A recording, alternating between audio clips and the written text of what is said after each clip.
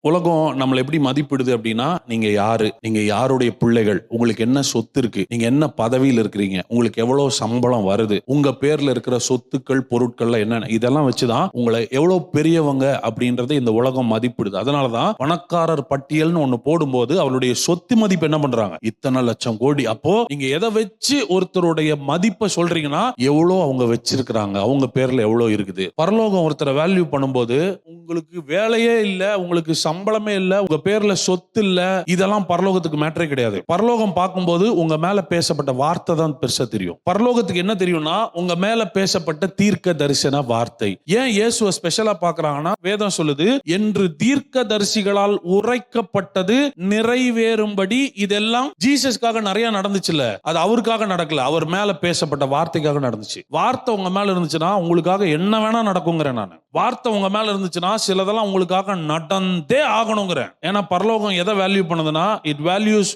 Word மோர் தென் மணி. பரலோகம் material திங்ஸை விட, உலக பிரகாரமான பொருட்களை விட எதற்கு அதிக வெயிட் கொடுக்குதுன்னா, கர்த்தருடைய வார்த்தை, உங்கள் மேல் பேசப்பட்ட வார்த்தைக்கு அதிக வெயிட் கொடுத்து சொல்லுது, you are carrying the word of God. வார்த்தை உண்மையில் பேசப்பட்டிருக்கிறது. மனுஷன் அப்பத்தினால் மாத்திரம் அல்ல, தேவனுடைய வாயிலிருந்து புறப்படுகிற ஒவ்வொரு வார்த்தையும் உனக்கு அற்புதம் தான்.